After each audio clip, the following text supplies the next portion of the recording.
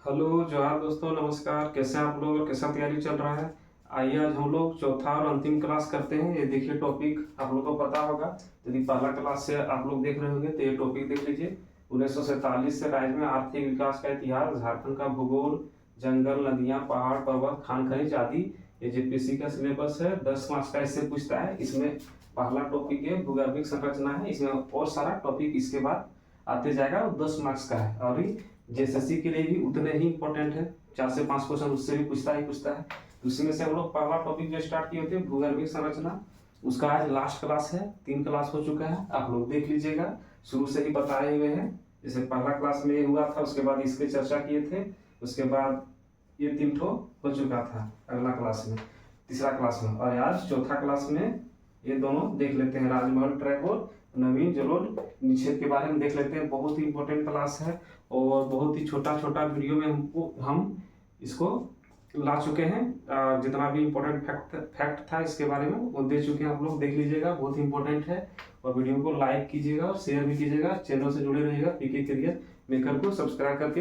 तो आइए आज हम लोग देखते हैं, ये दोनों टॉपिक देख लेते हैं और आज चौथा क्लास में इसको खत्म ही कर देते हैं। छोटा सा वीडियो रहेगा, बहुत इंपॉर्टेंट है।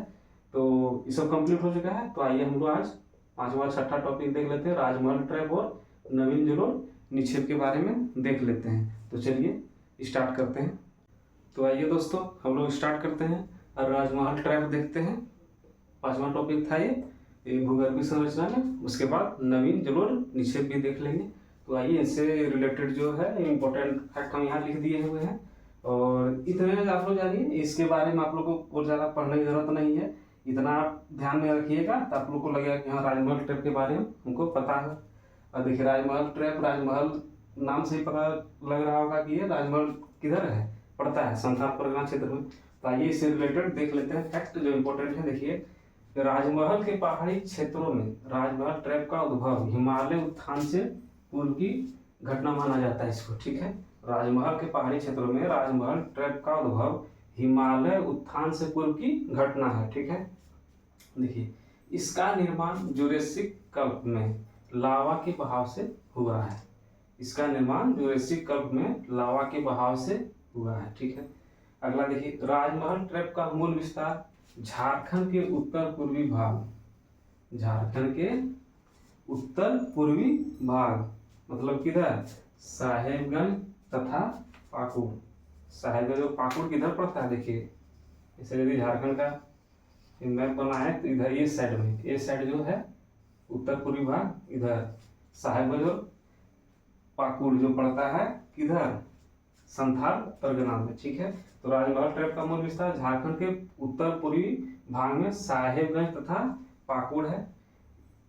इसके अलावा पाट क्षेत्र में भी इसका विस्तार पाया जाता है। कहाँ, देखिए पलामू, गढ़वा, गुमला, लोहरदगा में भी इसका विस्तार है। 2 क्षेत्रों में मूल विस्तार तो उधर हो गया किधर, साहेबगंज तथा पाकुड़ में, संथाल परगना क्षेत्र में। उसके अलावा पाट क्षेत्र में भी है, गुमला, लोहरदगा सब में भी है, पलामू में भी, ठीक है। अगला देखिए इनमें मुख्यतः डोलोमाइट तथा बसाल्ट चट्टानें पाई जाती है। इनमें मुख्यतः डोलोमाइट तथा बसाल्ट चट्टानें पाई जाती है, ठीक है। अगला देखिए बसाल्ट चट्टानों के अपक्षय के परिणाम स्वरूप यहाँ काली मृदा यानी रेगुर मृदा का विकास हुआ है। और आप लोग जब मृदा के बारे में हम लोग पढ़ेंगे, मृदा आप लोग यदि जानते होंगे तो ये जो संथाल परगना क्षेत्र है उसका क्या काली मृदा अधिकतर वहीं पाई जाती है। तो वही रेगुर मृदा या काली मृदा का विकास हुआ है किसके, बसाल्ट चट्टानों के अपक्षय के परिणाम स्वरूप। देखिए इस क्षेत्र का इतिहास बहुत पुराना है। यह गंगा नदी के किनारे है। मैंने सांस्कृतिक रूप से भी देखिएगा तो देखिए इस क्षेत्र का क्या इतिहास बहुत पुराना है। यह गंगा नदी के किनारे बसा है। गंगा नदी पता होगा आप लोग को, गंगा नदी झारखंड में एक ही जगह से बहती है, कहाँ से, साहिबगंज से, ठीक है। तो गंगा नदी के किनारे बसा है और यहाँ सौरिया पहाड़िया और संथाल लोगों का निवास है। सौरिया पहाड़िया जनजाति है झारखंड का, पढ़े होंगे आप लोग। आदिम जनजाति 8 तो पढ़े होंगे, उसमें सौरिया पहाड़िया, माल पहाड़िया सब पढ़े होंगे। वही सौरिया पहाड़िया और संथाल लोगों का निवास है, ठीक है। अकबर के समय यह बंगाल की राजधानी भी रह चुका है। यह क्षेत्र क्या, अकबर के समय बंगाल की राजधानी भी रह चुका है, ठीक है। अगला देखिए राजमहल पहाड़ियों के जंगलों और पहाड़ों में करोड़ों साल पुराने कटहल के अनाज, देखिए, बीज और लकड़ियों के जीवाश्म पाए गए हैं। ये लेटेस्ट फैक्ट इसमें ऐड किया हुआ है। देखिए, राजमहल पहाड़ियों के जंगलों और पहाड़ों में करोड़ों साल पुराने कटहल के अनाज और बीज तथा क्या, लकड़ियों के जीवाश्म पाए गए हैं। तो ये इम्पोर्टेंट फैक्ट है। इससे ज़्यादा आपको कुछ पढ़ने की जरूरत नहीं है। इसमें आप इतना याद रखिएगा कि कहाँ, देखिए, इसका विस्तार कहाँ है, राजमहल ट्रैक्ट का विस्तार किधर है, राज्य के उत्तर पूर्वी भाग में साहेबगंज तथा पाकुड़ के क्षेत्रों में, और इसके अलावा पाट क्षेत्र में। पाट क्षेत्र आप लोगों को पता है, गुमला लोहरदगा जो होता है पलामू, वो पाट क्षेत्र है। ठीक है, इसमें मुख्यतः डोलोमाइट तथा बसाल्ट चट्टानें पाई जाती है, याद रखिएगा। और क्या, काली मृदा भी यहाँ पाया जाता है। काली मृदा का विकास कैसे हुआ, बसाल्ट चट्टानों के अपक्षयन से। ये हो गया। काली मृदा किधर, साहिबगंज क्षेत्र में, उधर संथालपुर क्षेत्र में।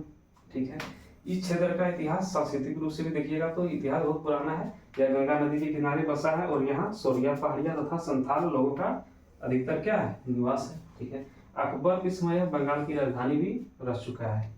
ठीक है, और देखिए, राजमहल पहाड़ियों के जंगलों और पहाड़ों में करोड़ों साल पुराने कटहल के अनाज, बीज और क्या, लकड़ियों के जीवाश्म पाए गए हैं। तो इतना इंपॉर्टेंट फैक्ट हो गया किससे, राजमहल ट्रैप से। आप लोग देख लीजिएगा, स्क्रीनशॉट लेना है ले लीजिएगा, और आप लोग वीडियो को लाइक और शेयर जरूर कीजिएगा। अच्छे तरह से जुड़े रहिएगा। आप लोग को हम सब टॉपिक लगभग कंप्लीट कर देंगे जेपीएससी का जितना है। ठीक है, इतना हो गया।